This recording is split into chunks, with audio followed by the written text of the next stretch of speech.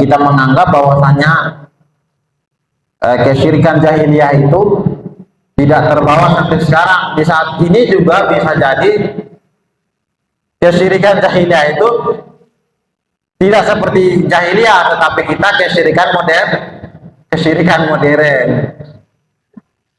Kita misalnya terlalu mengagungkan harta benda, terlalu mengagungkan kemewahan, terlalu mengagungkan harta anak-anak, kemudian kita mengabaikan hak-hak Allah. Itu saking asiknya dengan HP, kemudian kita lalai dari sholat berjamaah. A'udzu billahi minasy syaithanir rajim. Bismillahirrahmanirrahim.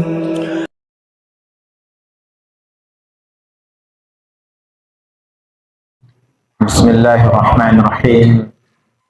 Assalamualaikum warahmatullahi wabarakatuh.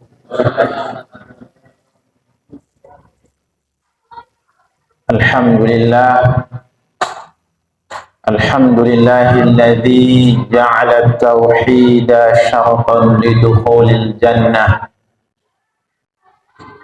wa ja'ala man ankarahu ba'idan 'anir rahmati wal maghfirah.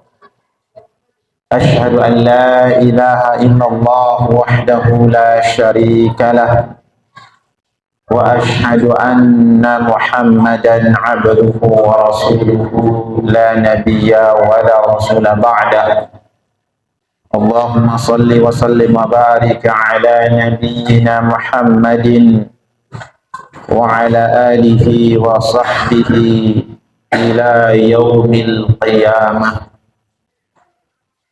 Ya ayyuhalladzina amanu taqullaha haqqa tuqatih wa'lamu anna Allaha yudkhilu fi rahmatihi man la yushrikuh.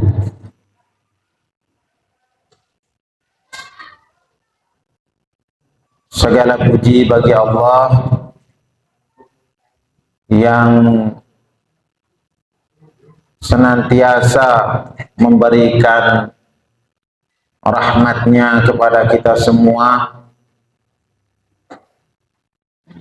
sehingga pada malam hari ini kita bisa berkumpul di masjid untuk menunaikan kewajiban sholat maghrib secara berjamaah.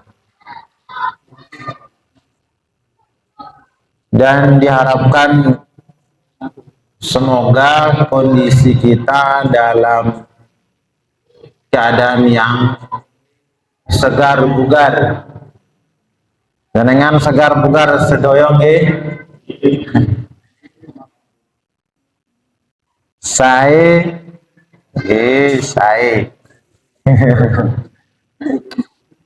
alhamdulillah.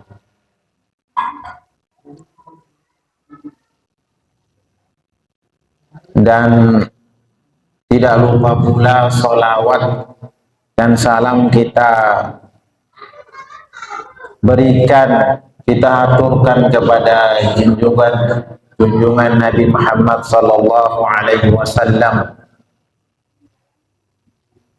yang mana dengan dakwah beliau, dengan upaya beliau, atas izin Allah, kita mengenal yang namanya Islam, mengenal yang namanya nikmat iman, nikmat bertauhid.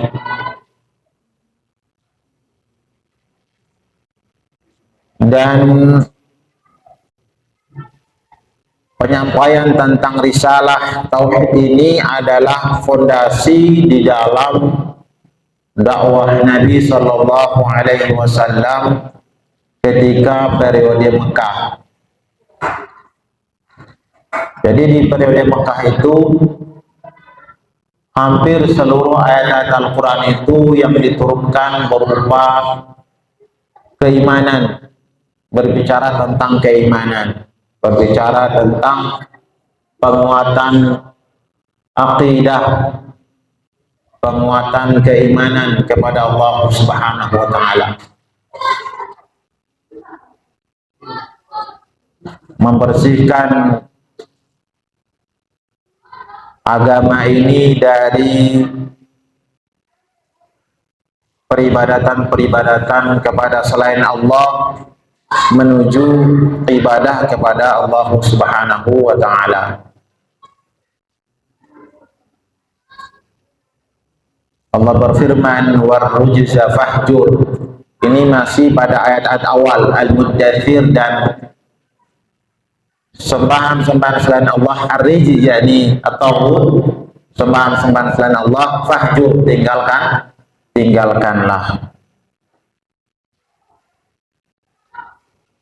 Kalau pada pertemuan sebelumnya penulis menyampaikan firman Allah yang terdapat di dalam surah Al-Isra ayat 36, wa'budullaha wa la tusyriku bihi syai'an. Sembahlah Allah dan jangan mempersekutukannya dengan sesuatu apapun. Sembahlah Allah, yakni esakanlah Allah di dalam beribadah kepadanya, memurnikan tauhid kepada Allah Subhanahu wa taala. Kemudian dikuatkan lagi dengan larangan, dan janganlah engkau mempersekutukannya di dalam beribadah kepada Allah, baik dalam hal rububiyahnya Allah, yakni kekuasaan Allah, menghidupkan, mematikan, memberikan rezeki hanya Allah Subhanahu wa taala, pemilik semesta alam hanya Allah Subhanahu wa taala, dan juga tentang sifat-sifat Allah juga tetap harus diesakan bahwasanya hanya Allah yang Maha Rahman, hanya Allah yang Maha Rahim, hanya Allah yang Maha Aziz, Maha Perkasa.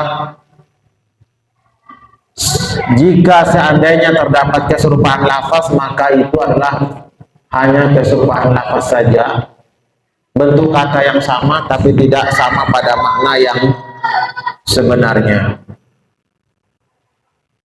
Dan juga esensi terakhir dari pengesahan kepada Allah yaitu dalam hal beribadah kepada Allah. Kemudian penulis melanjutkan membawakan firman Allah Subhanahu wa taala yang terdapat di dalam surah Al-An'am ayat 151 sampai 153. Wa qawluhu, dan adapun firman Allah Subhanahu wa taala yaitu qul ta'alu atlu ma harrama rabbukum 'alaikum alla tusyriku bihi syai'an, alla tusyriku bihi syai'a. Ini yang terdapat di dalam Suratul An'am ayat 151 sampai 153. Ini ayatnya cukup panjang, tapi beliau hanya menyampaikan penggalan ayat di bagian depan. Apa yang dimaksud dengan qul ta'alau atlu ma harrama rabbukum 'alaikum? Katakanlah wahai Muhammad, ta'alau yakni halummu wa aqbilu. Halummu yakni kemarilah.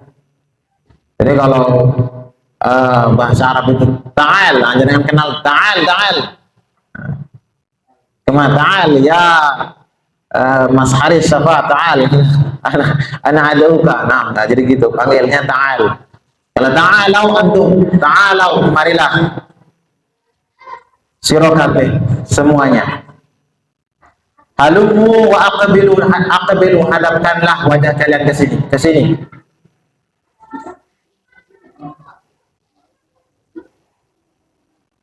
Atlu dari kata tala yatlu, saya akan membacakan. Jadi ada perbedaan antara tala yatlu tilawatan dan juga qara'a yaqra'u qira'atan. Kalau qara'a yaqra'u qira'atan itu membaca saja tanpa memberikan penjelasan ini begini, ini begitu, hanya membaca saja. Kalau talayatul tilawatan membaca dan juga memberikan penjelasan. Ya, jadi Nabi SAW diminta oleh Allah untuk membacakan ayat Al-Quran di dalam surah Al-An'am ini, ayat 151 sampai 153, serta menjelaskan ayat yang disampaikan tersebut.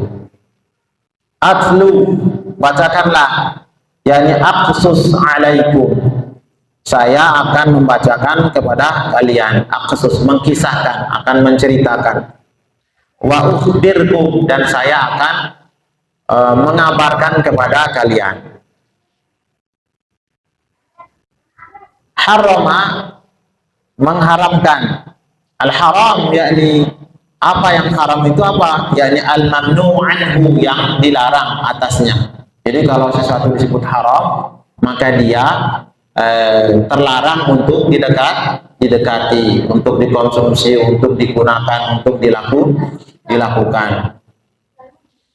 Wa huwa, apa yang dimaksud al-haram itu? Ma yu'aqabu fa'iluhu wa yuthabu tarikuhu, apa yang pelakunya dihukum dan juga diberi pahala bagi yang meninggalkannya. Ini hukum di dalam tatanan syariat Islam. Ada haram, ada mubah, ada sunnah, ada makruh, dan seterusnya.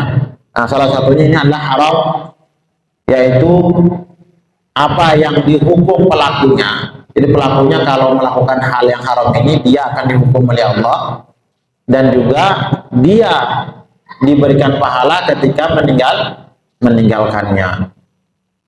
Misalnya jenengan memilih untuk lebih cepat tidur dibanding pergi diajak untuk pergi diskotik misalnya, untuk mabuk-mabukan, berarti jenengan telah memilih jalan yang halal, meninggalkan yang haram. Al-ayat ay ila akhiril ayati al-thalathi min surat al-an'am. Jadi yang dimaksud dengan ayat-ayat itu adalah ayat yang mulai dari awal surah Al-An'am 151 sampai 153. Min qawlihi, dari firman Allah, qul ta'alau, dari firman Allah katakanlah, kemarilah kalian, sampai ila qawlihi fi khitamil ayati ats-tsalitsati, sampai terakhir dari ayat yang ketiga dari surah Al-An'am ini, dzalikum wassaqum bihi la'allakum tattaqun. Yang demikian itu adalah wasiat dari Allah Subhanahu wa taala. Allah memesankan kepada manusia, la'allakum tattaqun, agar kalian bertakwa kepada Allah Subhanahu wa taala. Nah, terkait dengan ayat ini, penulis menyampaikan sebuah hadis dari Rasul sallallahu alaihi wasallam melalui sahabat Ubadah ibn Samit. Fa'an Ubadah ibn Samit radhiyallahu anhu qala, dari sahabat Ubadah ibn Samit radhiyallahu anhu qala, bahwasanya beliau berkata, qala Rasulullah sallallahu alaihi wasallam, bahwasanya Rasul sallallahu alaihi wasallam bersabda, man yubayi'uni ala haula'il ayati, siapa yang bersedia untuk berbaiat kepadaku atas 3 ayat ini. Jadi ketika ayat itu diturunkan kepada Nabi sallallahu alaihi wasallam, Nabi meminta kepada sahabatnya, siapa yang mau berbaiat, mau bersedia untuk taat kepada Rasul sallallahu alaihi wasallam, mau mematuhi ayat yang diturunkan oleh Allah Subhanahu wa taala ini dalam surah Al-An'am ayat 153. Nanti jangan sampai di rumah buka Quran, buka yang ada terjemah, Quran terjemah, periksa dan baca secara saksama ayat 151 sampai 153 surah Al-An'am. Al-An'am surah ke-6. Surah ke-6 ayat 151 sampai 153. Summa qara'a, kemudian Nabi sallallahu alaihi wasallam membaca qul ta'alu atlu ma harrama rabbukum 'alaikum. Membaca ayat ini, katakanlah kemarilah kalian seakan membacakan apa yang Allah haramkan untuk kalian. Hatta khatamal ayati ats-tsalatsa, sampai beliau menutup ayat itu pada ayat yang ketiga. Kemudian beliau melanjutkan faman wafa fa ajruhu 'ala Allah. Siapa yang memenuhi apa yang telah Allah sampaikan di dalam ayat ini, maka pahalanya akan diberikan oleh Allah Subhanahu wa taala. Wa man intaqasa syai'an, dan barang siapa yang mengurangi dari ayat-ayat yang telah dibacakan dan dia setuju untuk berbaiat atas ayat ini, adrakahullahu biha fid dunya, maka Allah akan menghukum, maka Allah akan memberikan dia hukuman di dunia, dihukum oleh Allah Subhanahu wa taala di dunia. Karena dalam ayat ini nanti menyebut tentang larangan menyebutkan Allah, perintah berbakti kepada orang tua, larangan memakan harta anak yatim, membunuh jiwa yang diharamkan oleh Allah. Sebab di zaman Nabi SAW itu membunuh jiwa yang diharamkan itu menjadi hal yang biasa. Ketika anak perempuan lahir, mereka menganggap bahwasanya anak perempuan merupakan aib di tengah keluarga. Anak perempuan ini tidak berguna, jadi mereka harus dikuburkan hidup-hidup. Makanya Allah menyebutkan wa idzal mau'udatu su'ilat, wa idzal mau'udatu su'ilat, apabila bayi-bayi yang perempuan itu dibunuh dengan hidup-hidup, secara hidup-hidup mereka ditanya bi ayyi dzambin qutilat, karena dosa apa mereka dibunuh.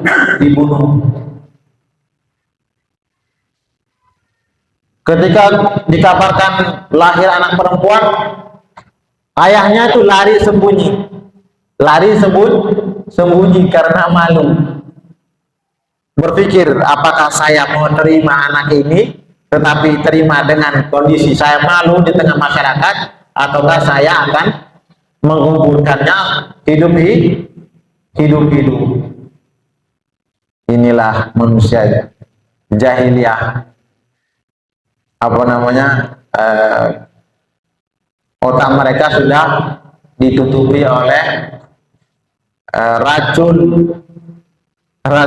gengsi, karena tidak ada cahaya yang diberikan oleh Allah Subhanahu wa taala kepada mereka.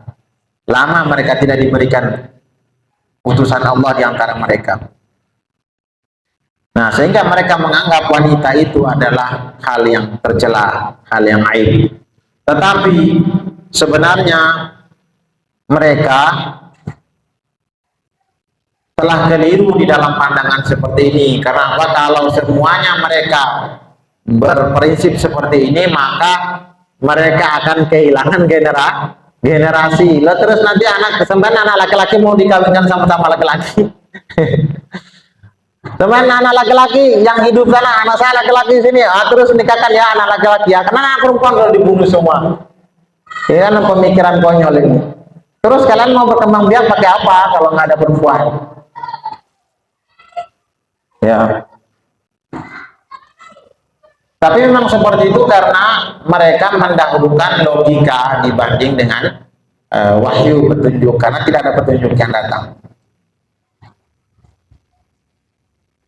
Syariat Nabi Ibrahim sudah samar-samar, sudah tidak terlalu terlihat bagi mereka. Yang banyak hanyalah pengaruh patung-patung. Nah, di zaman kita Jangan sampai nanti kita menganggap bahwasanya kesyirikan jahiliyah itu tidak terbawa sampai sekarang. Di saat ini juga bisa jadi kesyirikan jahiliyah itu tidak seperti jahiliyah, tetapi kita kesyirikan modern. Kita misalnya terlalu mengagungkan harta benda, terlalu mengagungkan kemewahan, terlalu mengagungkan harta anak-anak, kemudian kita mengabaikan hak-hak Allah. Itu saking asiknya dengan HP, kemudian kita lalai dari sholat berjamaah. Sudah azan masih pegang HP. Engkau ayolah, masih ada waktu. Kita sudah ingat gitu, pas sudah muasar baru. Jadi kita mulai mengikuti hawa nafsu. Padahal siapa yang mengikuti hawa nafsu, sesungguhnya hawa nafsu membimbing kepada kesesatan. Tetapi lebih parah lagi, sudah di zaman modern kesyirikan masih berlaku seperti kesyirikan jahiliyah gitu. Masih ada sesembahan kepada jin dan setan dan lain sebagainya yang dianggap bisa memberikan bahaya dan mudarat kalau tidak diberikan sesembahan. Ini harus dipotongkan kambing, ini harus dipotongkan sapi, kepalanya diberikan ke sana. Kalau tidak nanti laut tidak kasih kita ikan. Nanti kita nggak ada ikan, nanti gelombang besar nanti naik, itu hantam kita punya daerah kalau tidak diberikan kurban ini. Jadi ini adalah bentuk kerusakan dalam keyakinan tentang rububiyah sekaligus tentang uluhiyah. Rububiyah, bahwasanya mereka meyakini ada kekuatan lain yang menguasai laut, yang menguasai bumi, padahal Allah bilang lahu ma fis samawati wa ma fil ardh, milik Allah semuanya, apa yang ada di langit dan juga di bumi. Yang bisa memberikan bahaya mudarat itu adalah Allah saja. Adapun yang lain itu tidak bisa. Makanya Allah tegaskan wala tad'u min dunillahi ma la yanfa'uka wa la yadurruk. Dalam surah Yunus ayat 106, jangan kalian menyeru sesuatu yang tidak bisa memberikan manfaat dan juga tidak bisa memberikan mudarat. Tidak bisa memberikan manfaat, tidak juga bisa memberi mudarat. Fa'in fa'alta, jika kamu melakukannya, fa'innaka idzan minadh dhalimin, maka kamu ketika itu termasuk orang-orang yang menzalimi diri sendiri, ay minal musyrikin, termasuk orang-orang yang mempersekutukan Allah Subhanahu wa taala. Maka siapa yang memenuhi baiatnya tadi, maka Allah akan memberikan pahala untuknya, dan sebaliknya siapa yang mengurangi dari baiat yang telah dia berikan kepada Nabi sallallahu alaihi wasallam, maka Allah akan menghukumnya di dunia. Kanat uqubatahu, dan itu menjadi hukuman baginya di dunia. Wa man akhara, dan barang siapa yang Allah akhirkan azabnya itu ilal akhirah, sampai kepada hari akhirat, kana amruhu ilallah, maka itu urusannya diserahkan kepada Allah. Insya'a azabahu wa insya'a ghafara lahu. Jika Allah menghendaki maka Allah akan mengadabnya, dan jika Allah menghendaki Allah akan mengampuninya. Hadis ini diriwayatkan oleh Imam Hakim.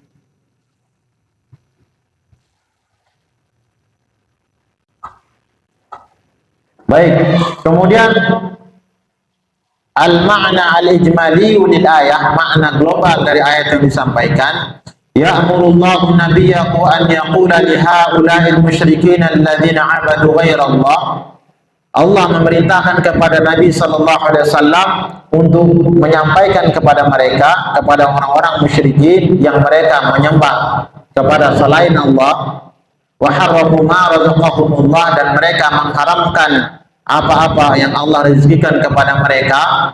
Di antaranya itu mereka mengharamkan hal-hal sembelihan itu yang tidak diatur oleh Allah. Ada nanti dengan buka mereka mengharamkan, misalnya mengkhususkan daging-daging tertentu. Nanti ada dengan buka jenis-jenis hewan yang mereka haramkan, macam-macam. Mereka sembarang membuat keputusan, haramkan ini, haramkan itu. Seakan-akan mereka punya aturan yang datang dari Allah. Nah ini yang di tengah masyarakat kita juga yang dijaga seperti itu gitu. Misalnya di masyarakat kita jangan makan di periuk, nanti kamu apa namanya terganggu macam-macam lah. Atau misalnya jangan duduk di pintu akan mengurangi rezeki. Jangan. Yang paling banyak misalnya, karena saya termasuk dengan suku Bugis, itu paling banyak larangan orang Bugis. Jangan apa namanya, jangan potong kuku di malam hari, jangan pokoknya banyak larangannya itu, aturan-aturannya gitu. Jadi seakan-akan seperti punya kitab yang datang dari Allah, membuat aturan-aturan tertentu. Nah, kita sebagai orang-orang yang mempelajari tentang keimanan, tentang tauhid yang benar, semua hal-hal yang seperti itu kita akan bertanya di mana dasar hukumnya. Jangan berbuat ini, jangan berbuat itu. Termasuk juga yang kita kenal misalnya bagi orang-orang yang sedang haid, itu misalnya rambutnya jangan dibuang sampai dia mandi bersama-sama saat dia mandi besar. Jadi rambutnya disimpan dulu sebelum dia bersih. Atau misalnya orang habis junub mau potong kuku, misalnya jangan potong kuku dulu, nanti kukumu itu kau belum suci itu. Jadi kukumu jangan dipotong dulu sampai mandi suci baru potong kuku. Apa urusannya sama kuku yang dibuang dengan mandi suci? Oh enggak, saat kita sholat tidak pakai kukunya dibuang. Yang dihitung adalah jasad kita saat sholat itu yang suci, bukan kuku yang dibuang gitu. Itu tidak ditanya gitu. Jadi itu tidak apa namanya, tidak berpengaruh ya. Tidak ada larangan dalam syariat untuk hal-hal yang demikian. Maka hukum asal sesuatu mubah, boleh dilakukan sampai ada dalil yang melarangnya. Kalau ada dalil yang melarangnya baru nggak boleh.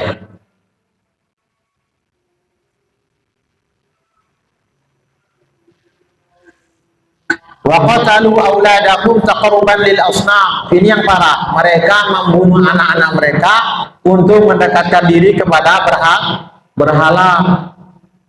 Mereka mengatakan anak laki-laki itu untuk berhala, anak perempuan untuk Allah. La ilaha illallah. Fa'alu dzalika bi ara'ihim wa taswili syaitani lahum. Mereka buat demikian hanya berdasarkan logika. Menurut saya ini bagus. Menurut saya ini bagus. Jadi beragama, beraturan, berakidah menurut logika. Nah, ini rusaknya kita kalau senantiasa mendahulukan logika. Wa taswili syaitani lahum, dan juga karena setan menghiasi mereka. Setan memberikan bisikan, kamu buat aja begitu, bagus tuh. Kamu buat aja begitu, bagus. Itu anak-anak Allah itu. Apa namanya, berhala-berhala itu anak-anak Allah. Ya, nggak apa-apa, sembah aja. Nanti mereka itu bisa memberikan syafaat untuk kalian di hari kiamat nanti. Setan membisikkan hal-hal seperti itu. Termasuk seperti zamanmu itu. Setan membisikkan berhala-berhala yang sudah dibuat Yahud, 5 orang itu. Bisikan, kalian kalau kayak gini aja nih itu nggak marem ini, nggak mantep. Minta sama dia ini, bisa dia ngabulkan kalian punya keinginan ini. Nah, mulailah mereka menyetarakan dia dengan Allah. Nah, apa yang disampaikan oleh Nabi kepada mereka atas perintah Allah, halummu, kemarilah kalian, aqussa'alaikum, saya akan menceritakan kepada kalian, ma harama khaliqukum wa malikukum tahriman haqqan la takharusan wa dhannan.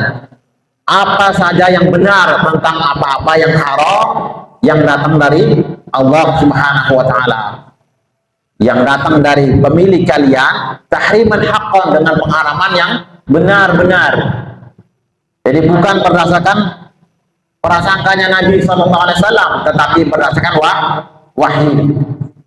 La takharufan wa dhanan, bukan Nabi mengada-ngada, dusta, dan juga prasangka-prasangka Nabi ini baik, ini seharusnya dilakukan, hanya menurutkan prasangka Nabi, bukan, tetapi bal bil wahyin minhu, akan tetapi berdasarkan wahyu dari Allah Subhanahu wa ta'ala, wa amrin min 'indihi, dan juga perintah dari Allah Subhanahu wa ta'ala, wa dzalika fi ma wasaqu bihi fi hadhihi al-wasaya al-'ashri, yang demikian itu apa yang terdapat di dalam wasiat yang diberikan oleh Allah Subhanahu wa ta'ala dengan wasiatnya yang 10.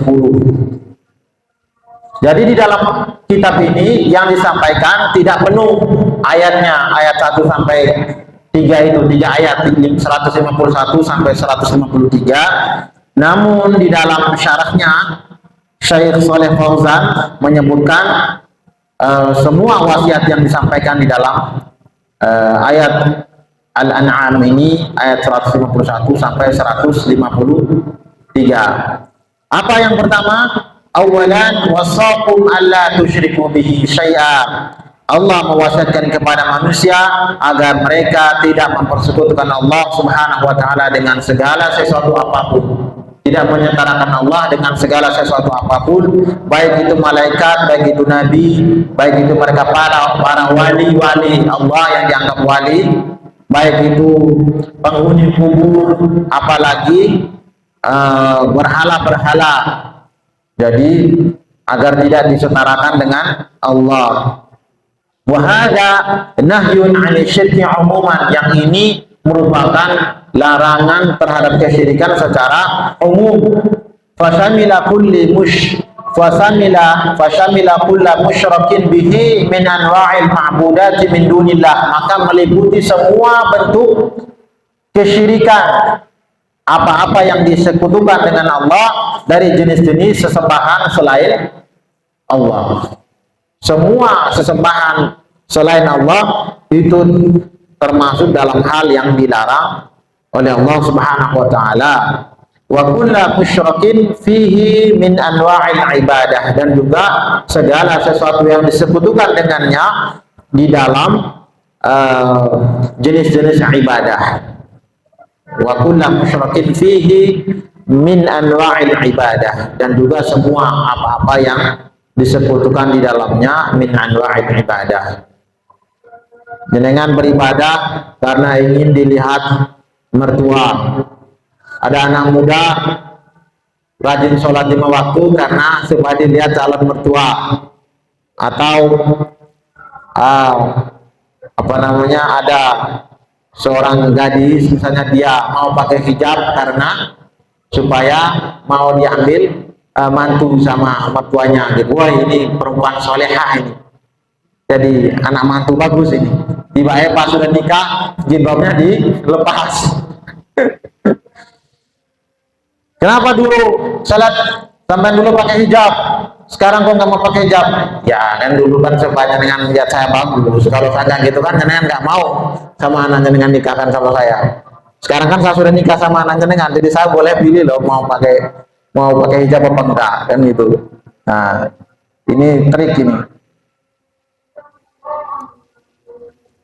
Kemudian wasanian wasakum an tuhsinu bil walidaini ihsana. Allah juga setelah melarang atau memerintahkan kepada pengihsan kepada Allah, juga menyuruh manusia berbakti kepada orang tua. Ini berbakti kepada orang tua. Kemarin kita habis kajian tentang birrul walidain, tentang pendidikan anak, tarbiyatul aulad.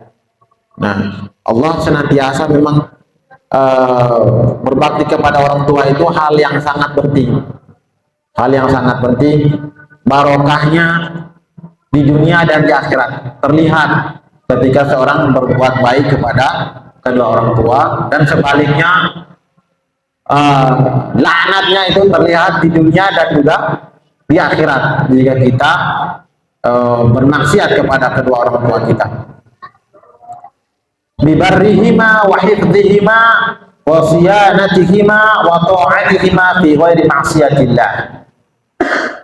Apa yang Allah wasiatkan, yakni berbuat baik kepada orang tua Dengan bagaimana caranya berbakti kepada keduanya, menjaga keduanya, tidak membiarkan mereka ketika sudah tua gitu. Mungkin kita sekarang sudah jauh, sudah tidak telepon, tidak hubungan, tidak mau menghubungi mereka, mereka rindu. Padahal perasaan itu perasaan yang sama ketika kita punya anak. Jenengan punya anak, anaknya jauh sedikit, jenengan rindu setengah mati sama anak. Kangen deh anak korek. Orang tua, meskipun kita sudah dewasa, sudah tua sekalipun, tetap merindukan anaknya seperti apa yang kita rasakan. Tetap merasakan hal yang sama gitu. Apa yang kita rasakan terhadap anak kita, mereka juga merasakan hal yang sama terhadap kita. Dan sampai nanti jangan berpikir, saya kan sudah tua gitu, sudah besar lah, orang tua sudah nggak sayang lagi. Tidak.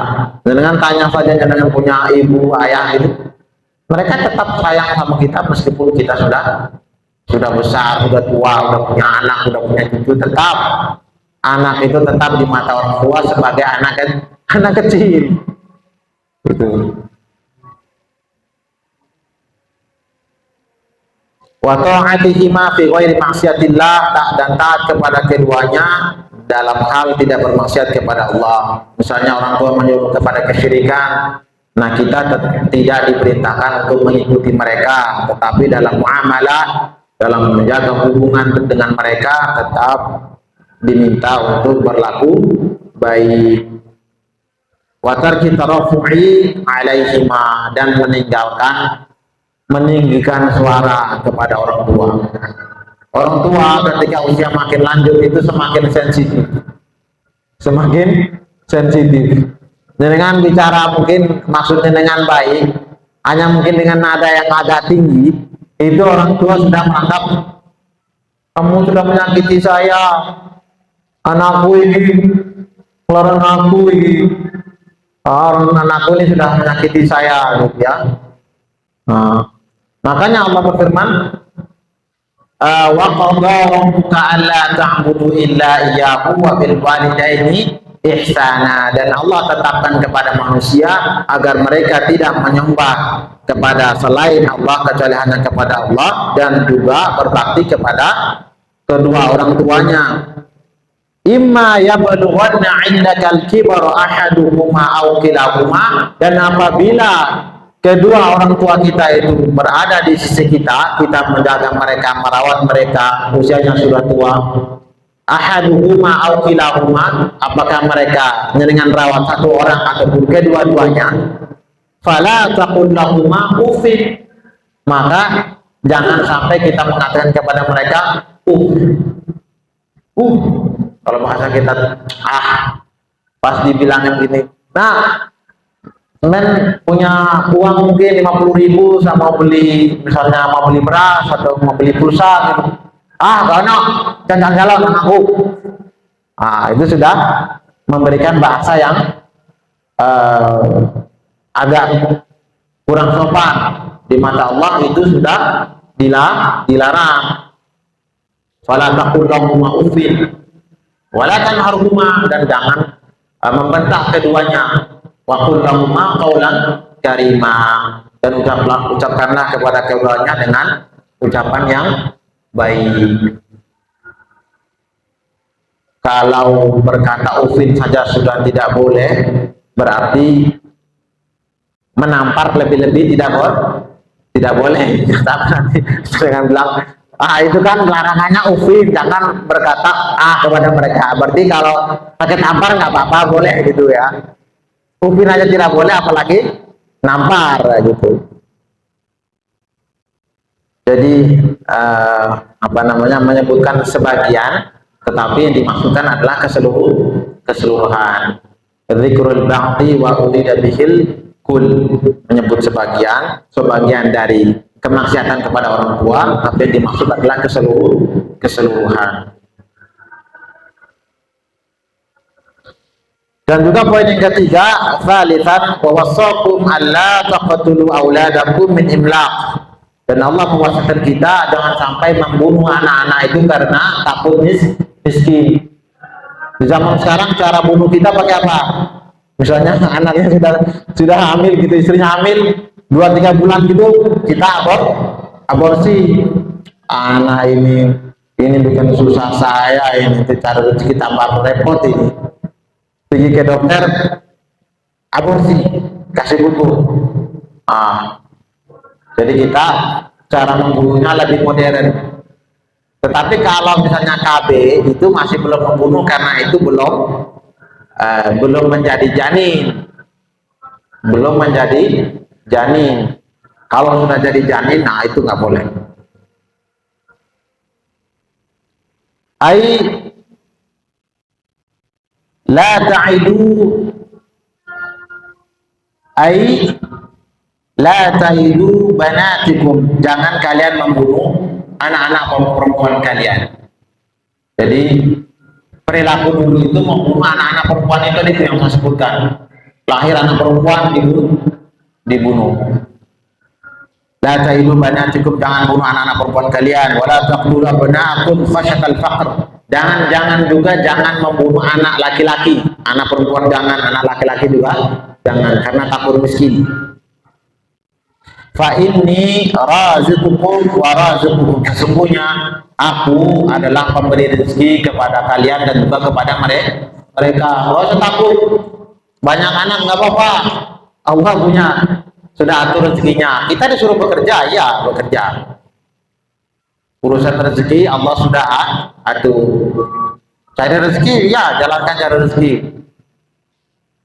kita hanya menjemput rezeki. Falastum tarzuqunakum, maka kalian tidaklah orang yang memberikan rezeki kepada mereka, tetapi Allah lah yang memberikan rezeki. Bal wala turzaquna anfusakum, bahkan juga mereka sendiri tidak memberikan rezeki kepada mereka. Wala turzaquna anfusakum, dan juga mereka tidak memberikan rezeki kepada mereka. Mereka sendiri diberikan rezeki oleh Allah, apalagi juga anak-anaknya juga diberikan rezeki oleh Allah. Bukan mereka sendiri yang berusaha. Kita berusaha itu hanya sebagai sebab saja, hanya sebagai sebab. Allah menginginkan kita berusaha, tapi itu sebab saja. Karena rezeki Allah sudah mengaturnya.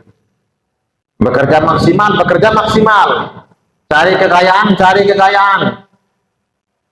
tetapi semuanya itu bertujuan untuk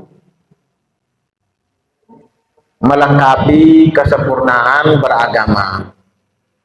Dengan kekayaan, dengan harta kita bisa memberikan rezeki, memenuhi kebutuhan anak istri, membangun masjid, membangun sekolah, membangun yayasan-yayasan yang bersifat sosial, ya, yayasan sosial dan kebaikan-kebaikan yang lain. Nah, itu hal-hal yang diperintahkan oleh Allah Subhanahu wa taala.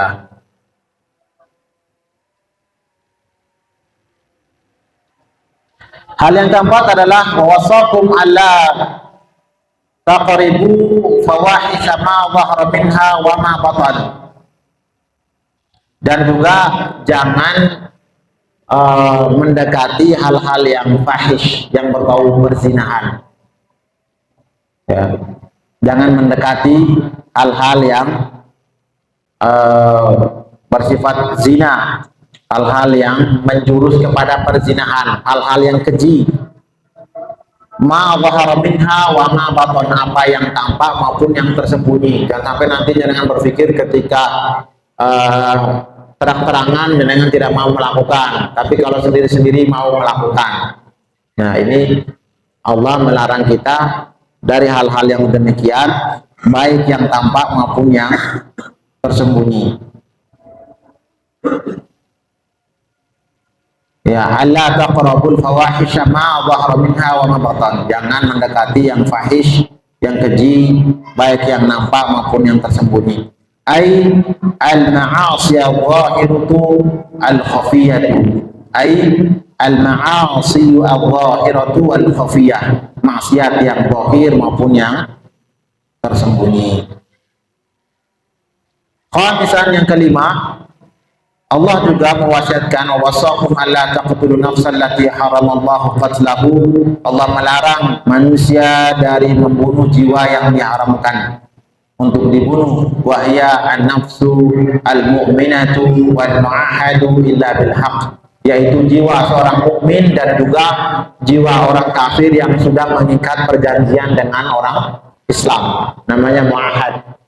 Kafir mu'ahad, mereka orang-orang kafir yang sudah mengikat perjanjian dengan orang muslim untuk tidak diperangi karena mereka membayar jizyah, upeti, jaminan jiwa agar mereka selamat, dan mereka ini diharamkan untuk dibunuh illa bil haqq, kecuali dengan alasan yang benar.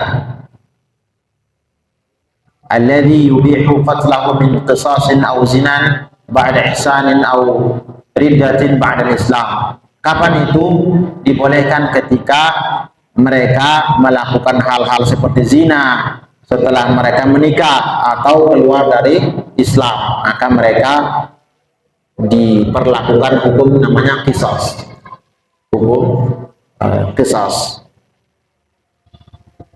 Kemudian poin yang keenam, Allah juga mewasiatkan alla taqribu malal yatim, jangan wala taqrabu alla taqrabu malal yatim, jangan mendekati harta anak yatim. Mendekati maksudnya dengan tidak memakan harta anak yatim dengan jalan yang batil. Jangan punya amanah, ada anak yatim, kemudian anak yatim punya harta yang banyak peninggalan orang tuanya, kemudian kita memakannya. Kalau misalnya kita miskin, itu kita dibolehkan makan, ambil harta anak yatim, tetapi sebatas untuk makan saja, sebatas untuk makan saja. Makan kita dan makan anak yatim itu boleh dimakan harta anak yatim, tetapi tidak untuk bermewah-mewahan gitu. Kalau memakan harta anak yatim untuk mewah-mewahan, maka hukumnya tidak boleh. Wahwa, siapa itu anak yatim? Huwa atiflul ladzi mata abuhu. Jadi kalau yatim itu yang mati ayahnya, yang mati ayahnya. Illa billati hi ahsan min tasrifihi bima yahfazuhu, yakni dia menggunakannya dengan jalan yang benar. Karena apa? Karena dia telah menjaga anak yatim. Jadi dia makan secara normal gitu ya. Wa yunammihi lahu, kemudian dia merawat hartanya, kemudian dia mengolahnya, mengelola harta anak yatim, hatta tadfa'uhu ilaihi, sampai dia menyerahkan harta itu ketika anak itu sudah balik, ketika dia sudah mengerti. Hina yablughu ashaddahu, sampai dia sampai usia balik ya. Yablughu ashaddahu, sampai dia usia balik. Ay ar-rusydu wa zawal as-safah minal bulugh, yakni dia sudah waras, sudah pandai, sudah paham, hilang kebodohan dari akalnya. Jadi kalau dia masih kecil, itu kita belum diperintahkan untuk memberikan harta anak yatim kepada mereka, karena mereka masih kecil, belum paham. Nanti dengan kasih hartanya dia pergi ke toko-toko sana, dia beli semua hartanya gitu ya. Nah, tiba-tiba kita datang bilang, mana sudah hartamu tadi, uangmu mana tadi? Sudah saya beli kan tadi, bawa emas batangan gitu, beli kan. Padahal emas batangan itu berapa sekarang udah. Jadi kita yang mengelolanya sampai dia mengerti. Sudah masuk waktu Isya ya, mungkin itu yang bisa disampaikan. Nanti sisanya ini akan dilanjutkan pada pertemuan yang mendatang. Baik, mungkin itu yang bisa sampaikan. Lebih kurang yang saya mohon maaf. Kita tutup dengan doa kafaratul majelis. Subhanakallahumma bihamdika asyhadu an la ilaha illa anta astaghfiruka wa atubu ilaik. Assalamualaikum warahmatullahi wabarakatuh.